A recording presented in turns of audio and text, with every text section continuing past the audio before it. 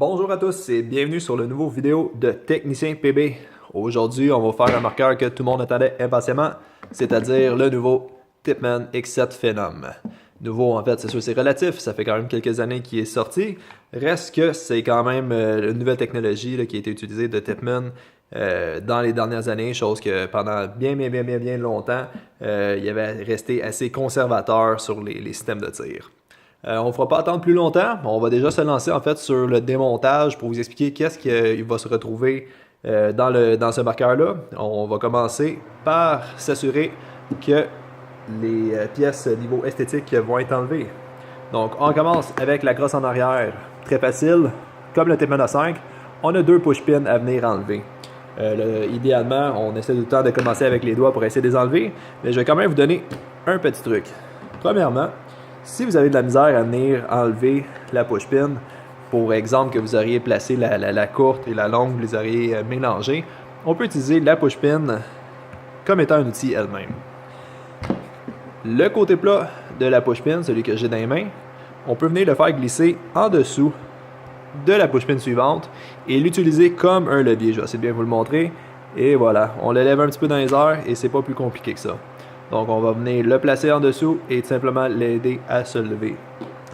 J'enlève la crosse. Pas besoin d'avoir peur qu'il y ait des springs qui vont vous sortir comme un slingshot dans le visage. Il n'y a absolument rien à l'arrière en fait. Là, c'est vraiment le système de régulateur qu'on va y venir un peu plus tard. Mais donc aucun objet sous tension, l'air, tous les principes ne fonctionnent pas avec des springs. Il n'y a pas de marteau là, qui va se déplacer. On continue. Il reste un push-pin à enlever, celui le deuxième le grip frame, soit la poignée avec la gâchette. 3 push-pins total, c'est tout ce qu'on avait besoin d'enlever pour commencer les explications. On enlève la poignée en tirant vers le bas. La poignée, ce qui est bon à savoir en fait avec, c'est qu'il n'y a pas énormément d'entretien à faire, malgré qu'il va en avoir quand même un peu.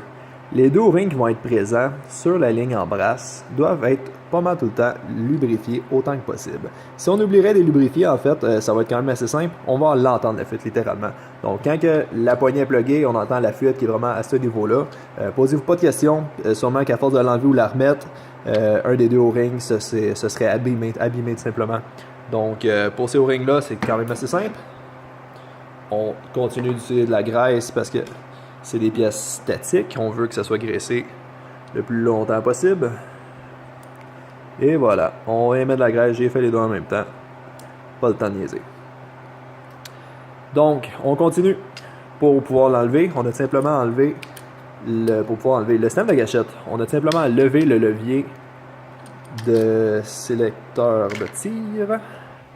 Et il va vous tomber dans les mains, aussi simple que ça. C'est vraiment juste un plug and play, une fois que c'est enlevé. Lui ici, pas d'ajustement encore une fois à faire. Il va y avoir comme les habituels springs et ainsi de suite qui vont être à l'intérieur. On enlève le cover, peu importe le côté. En fait, le côté droit semble plus simple à enlever.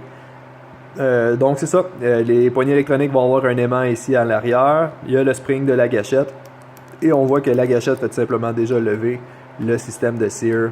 Malgré que ce n'est pas un sear qui retient un marteau, je vais vous l'expliquer un peu plus tard, c'est un sear qui vient pousser une pin à une tige à l'intérieur du système de tir. Donc rien de spécial à savoir là-dessus. La dernière chose qui serait importante à savoir, là j'ai pas le modèle électronique, malgré que c'est exactement la même chose, sauf pour la carte, qui va être bien semblable au A5 en passant.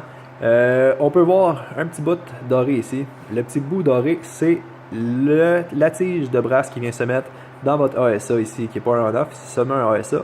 Même chose, s'il y aurait de la saleté qui aurait réussi à s'incruster ou quoi que ce soit, ou un lousse qui se serait fait, l'air pourrait sortir directement entre le grip frame et le ASA. Donc si jamais ça arrive, on enlève ça grâce aux deux vis en dessous, on vient mettre de la graisse sur le O-ring, on réessaye. Si ça marche pas, on enlève les deux O-rings, on en remet des nouveaux, et bingo, c'est pas plus compliqué que ça. Donc la poignée, on la met de côté. On continue avec le système de tir. Pour pouvoir le démonter, c'est très simple, mais il y a quelque chose qui est impératif à savoir. Une des pièces les plus faciles à briser sur le X7 Phenom, malgré que ce soit un marqueur qui est très solide, c'est la tige, le bouchon d'air qui est complètement en avant. Pour enlever le système de tir qui est à l'intérieur vers l'arrière, il faut absolument enlever le petit tige qui est ici. Et ce qui arrive avec elle, c'est qu'en l'enlevant, il y a beaucoup de possibilités de venir abîmer les deux petits O-rings qui sont présents dessus. Donc, je vais encore utiliser, j'ai un tournevis plat, mais ça a l'air qu'on ne l'utilisera pas tout de suite. Je vais utiliser la push-pin parce que c'est un très bon outil. On dirait que c'est fait exprès en fait pour ça. Et je vais venir la lever comme un levier pour la même chose que les push-pins. Par contre, à l'intérieur, même si on ne peut pas sentir qu'on fait une énorme différence, je vais mettre de la pression sur le système de tir, c'est-à-dire pousser par en avant, relâcher et en remettre. Donc, je continue de le faire. On voit un peu mon mouvement de doigt. Et non seulement ça, peut-être que vous êtes capable de le voir, ça fait bouger un petit peu la pièce aussi. On ne le voit pas bien sur caméra, malheureusement. Donc, je vais faire ce mouvement-là en venant tirer la tige, le bouchon en avant, pour la permettre de bien sortir, prendre son chemin et bien sortir, pour pas que ça frotte trop. Parce que c'est parce que ça frotte qu'on finit par le briser de temps en temps. Donc on y va, je l'enlève. Et voilà, c'est pas plus compliqué que ça.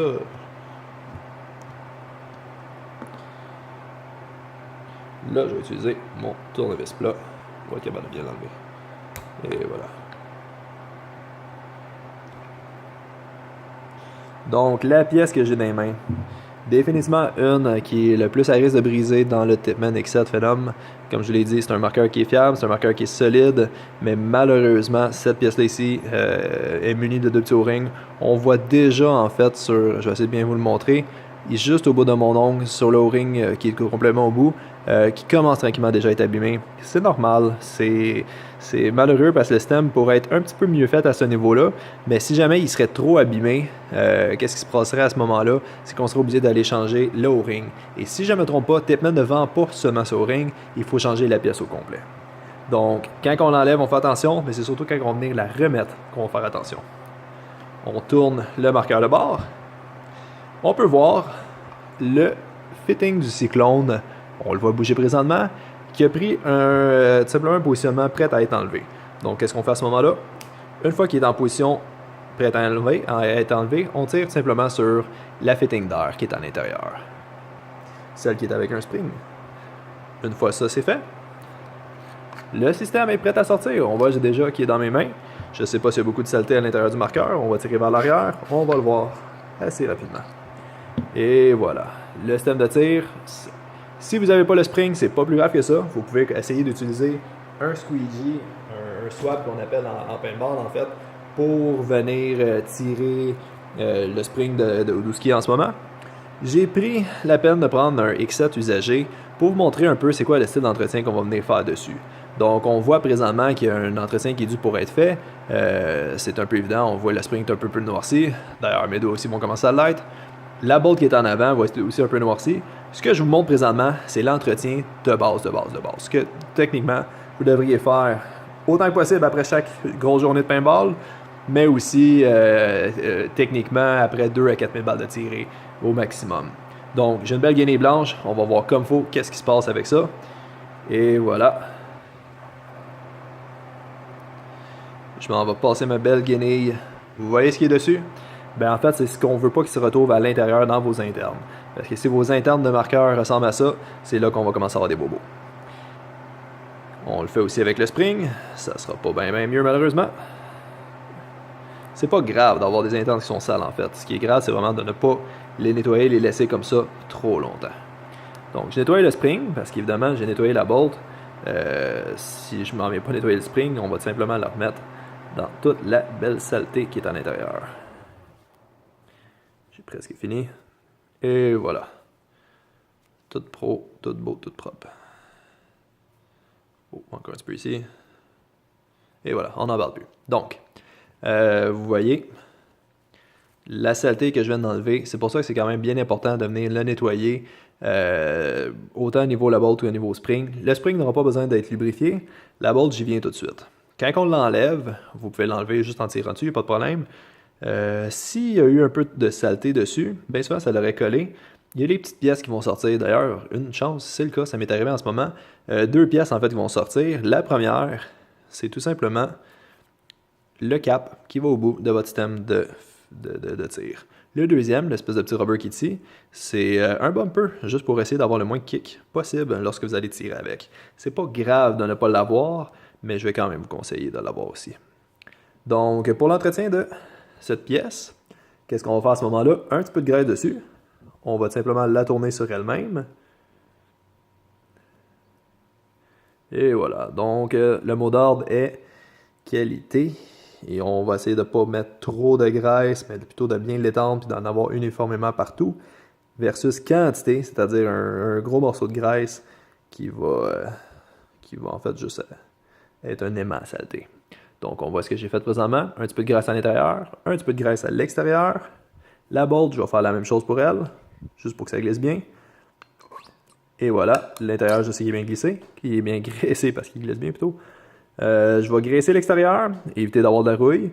Pas que ça a besoin d'être scellé en tant que tel. L'étanchéité n'est pas si importante que ça pour la bolt à l'extérieur, mais on veut quand même que ça fasse une belle job. Donc, et voilà. Ce qui est bien compliqué à venir enlever. Je vais essayer de vous le montrer présentement. Si je m'en viens tout réenlever, je vais enlever la petite pièce ici qui est parfois un petit peu plus dure, là.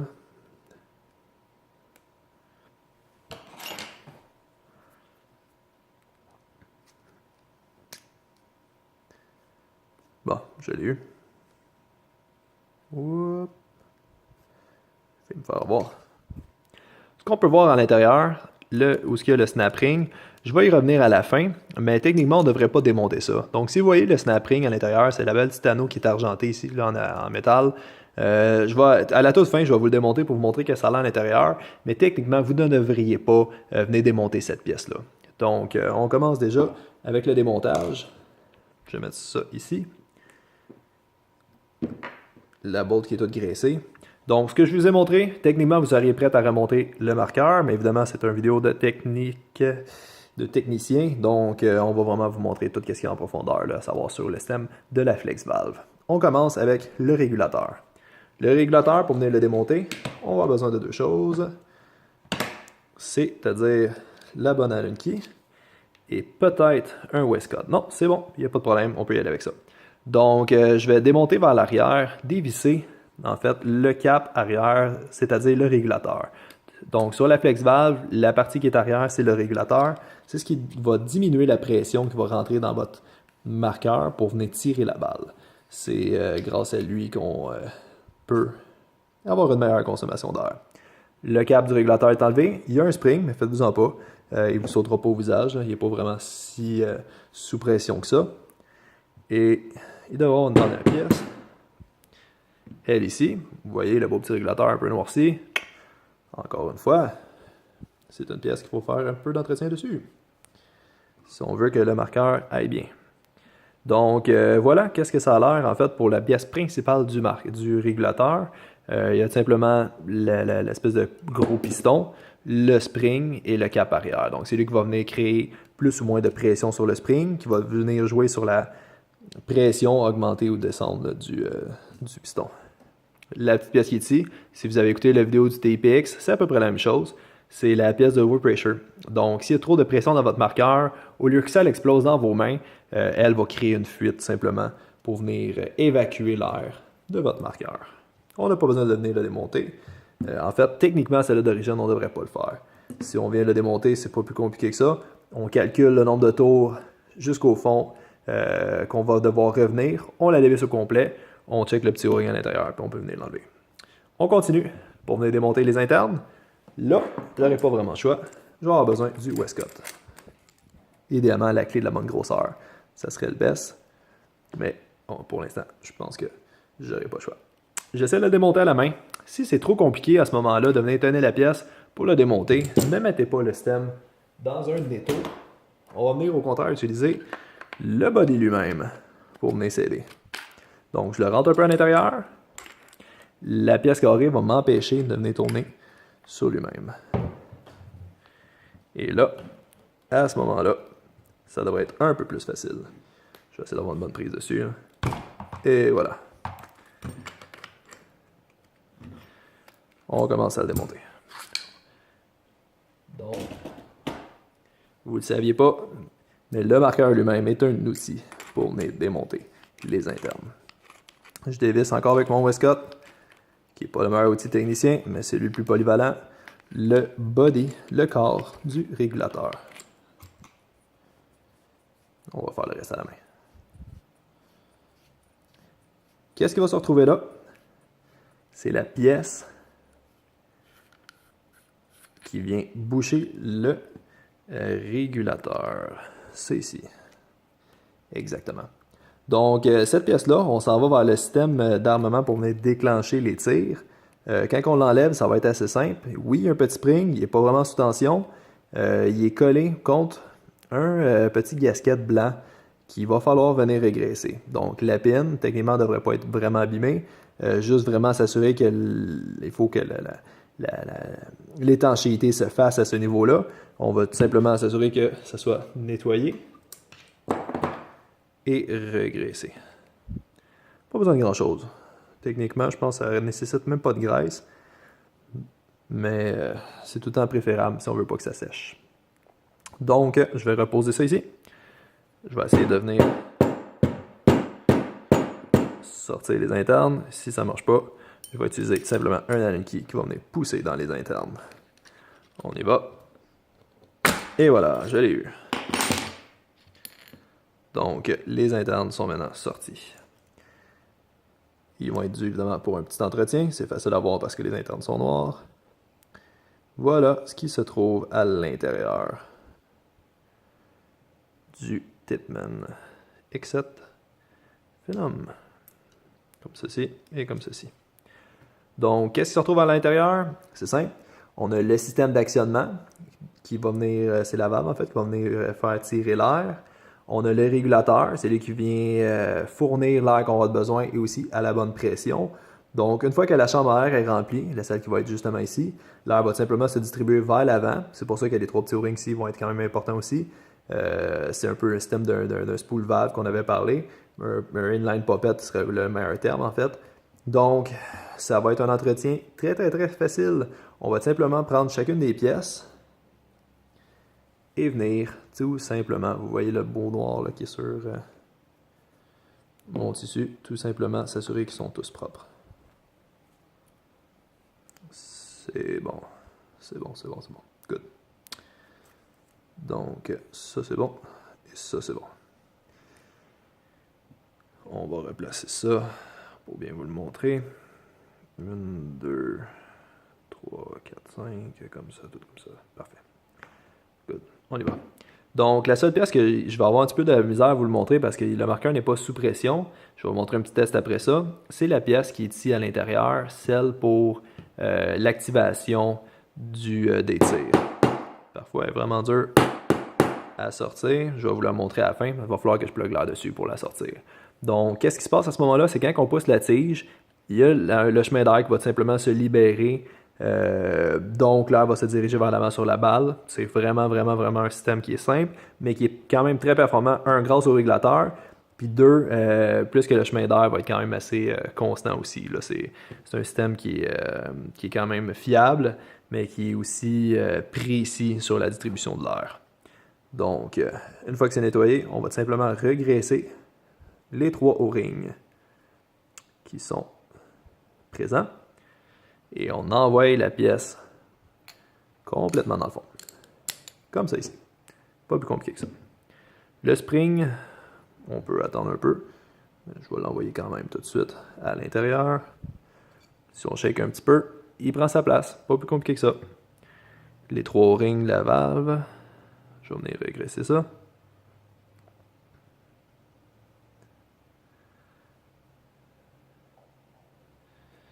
Ça va lui faire du bien, il va tirer comme un œuf. Et voilà. On va replacer lui aussi. Si on le bouge un petit peu, il va prendre sa place et il va rentrer. Et voilà. Parfait. À ce moment-là, qu'est-ce qui nous manque? Le petit spring argenté. D'ailleurs, si je me trompe, on ne peut pas vraiment le monter à l'envers. On vient simplement le placer à l'intérieur. Et n'oubliez pas, le disque de la fin, il faut absolument que le gasket soit face à la tige. Donc, il ne doit pas être vers vous, vous devrez normalement pas le voir. Pour venir centrer tout ça, la meilleure façon, c'est vraiment de venir utiliser le cap qui lui va pousser uniformément sur toute la pièce en même temps. Donc, on vient tout simplement la partir. Si vous voyez la tige, vous êtes en business, il faut qu'elle soit moindrement un peu centrée. Je vais simplement venir le visser au complet.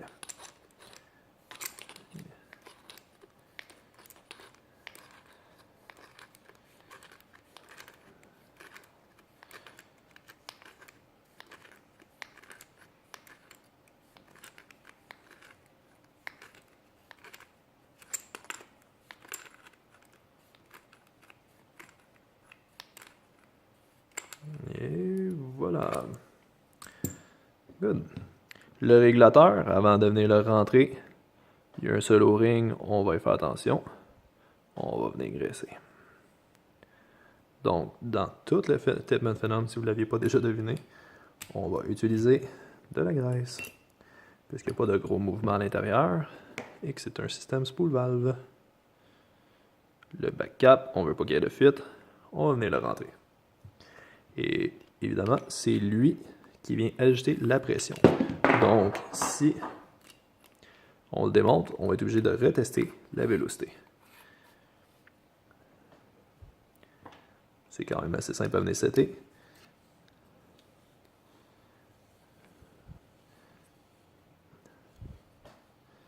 On va venir le visser au maximum sans trop serrer.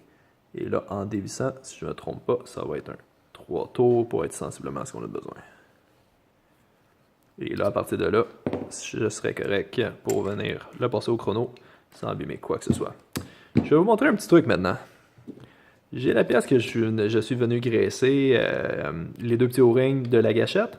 J'ai tout graissé mes internes. Je ne mettrai pas la bolt tout de suite. Ce que je veux vous montrer, en fait, c'est une façon facile de venir découvrir les fuites qui sont à l'intérieur du marqueur. Donc, on a simplement ça c'est graissé, oui, parfait. On a simplement replacé la plug à l'intérieur du système de tir.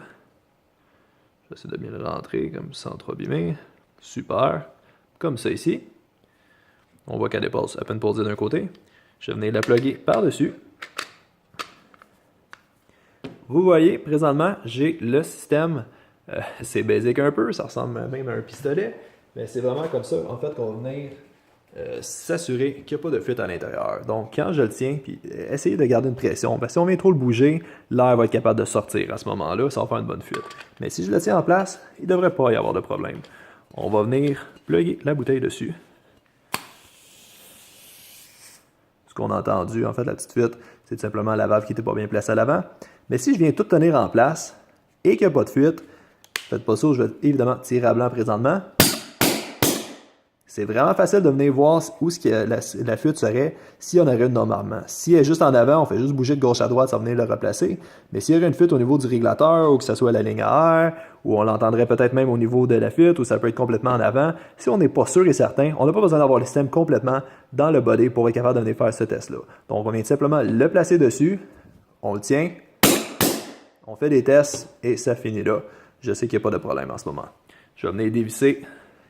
Et pour ceux qui ne savent pas, quand c'est trop dur à dévisser parce qu'il y a trop de pression, on peut donner des petits tirs d'air pour aider la bouteille à complètement se vider. Donc, pour les curieux, au début de cette vidéo, je vous ai dit que je vous montrerai comment enlever le snap ring. Je vais être obligé d'aller mettre la vidéo sur pause parce que j'ai aucune idée combien de temps ça va venir me prendre. Je vais vous montrer comment je vais venir faire, mais malheureusement, c'est une pièce qui n'a pas été faite pour être démontée. En fait, Tipman nous avait quand même averti là-dessus. J'utilise un PKO ring que je vais simplement venir placer à l'intérieur du snap ring, que je vais tenter de passer en dessous et de dévisser snap ring par la même occasion. C'est un procédé qui est quand même assez complexe. Donc, je mets ça sur pause, je le démonte, puis je reviens là-dessus. Donc, et voilà, c'est fait. Ça n'a pas été si long que ça. Ça m'a pris un gros 30 secondes. C'est sûr, j'en ai peut-être fait quelques-uns. J'imagine que ça peut m'aider. Donc, juste avant de vous montrer la fin, le truc, c'est qu'une fois qu'il est sorti complètement, au moins le début, on va simplement le tourner avec le PKO ring. On va tourner le PKO ring autour pour simplement venir déchausser le reste du snap ring. Fait que là, je continue. Et vous voyez, le snap ring est complètement sorti. Je vais simplement le glisser hors de là. Pas avoir de problème avec. Je m'enlève juste un petit peu. Et voilà. Le snap ring est dans mes mains. Donc, je vous avertis, essayez de ne pas faire ça et essayez de ne pas abîmer le snap ring. Tipman vont vous taper ses doigts aussi pour avoir enlevé cette pièce-là. Vous n'étiez pas censé. Donc, en tirant dessus, on va voir quelque chose en partant. Il y en a des clients qui m'ont déjà averti qu'ils n'étaient pas capables de remettre le système de cyclone à l'intérieur parce qu'ils ne voyaient plus le trou. Ce qu'il faut comprendre, c'est que ça ici, le système de la bolt, là, le power tube, est sur un système de pivot. Donc, on peut tourner, vous voyez, ça fait apparaître, disparaître le trou. Donc, c'est bien important quand que vous allez le serrer, s'assurer que c'est dans la bonne direction, qu'on peut aller mettre la plug du cyclone à l'intérieur. Là, je l'enlève complètement. Et voilà, c'était pas plus compliqué que ça. Tout ce qu'on va voir, en fait, c'est vraiment le bout du système de tir qui est à l'intérieur, celui qu'on est allé graisser. Il n'y a rien d'autre de spécial là-dedans. Comme je vous dirais, en fait, les seuls problèmes que moi j'ai déjà perçus, c'est simplement des bouts de snap ring étrangement qui avaient réussi à briser et qui s'étaient logés ici à l'intérieur, qui empêchaient le mouvement libre de la pièce du power tube. Si vous n'avez pas ce genre de problème-là, c'est-à-dire que quand vous tirez, ça semble bloqué, puis pourtant les balles, tout ça, tout est vraiment sans problème. Peut-être d'observer ça. Ça m'est arrivé une ou deux fois, moi, de devoir changer le snap ring qui avait cassé à ce moment-là. Donc, quitte à l'avoir dans les mains, je vais venir le nettoyer, malgré qu'il n'y a pas vraiment besoin d'entretien. Et voilà. Donc, c'est régressé. Je m'en vais le replacer à l'intérieur. Je m'en vais tout simplement le centrer à bonne place aussi. C'est bien important. Je vais replacer le snap ring. Je vous remonte le marqueur. Puis on vous dit le mot de fin. Et voilà. Il est pratiquement en place. J'ai presque fini. Je vais juste vous montrer le truc en fait. Une fois qu'on a rentré une des deux parties, c'est simplement de venir peser sur le snap ring. Vous voyez qu'en fait, il reste juste la fin à venir placer. Là. On vient placer l'O-ring sur le snap ring, le pic sur le snap ring, désolé, et on vient tourner en rond. Et il va tout simplement venir se mettre en place. On a même entendu le petit clic, là, justement. Donc, on s'assure que ça, c'est droit vis-à-vis, il n'y a pas de problème avec ça. Et puis, on y va. On fait juste la configuration en l'envers pour revenir tout monter le phénomène. Et voilà, on vient placer le petit cap, le petit bumper, la bolt et le spring. On va venir insérer le système de tir dans ses internes.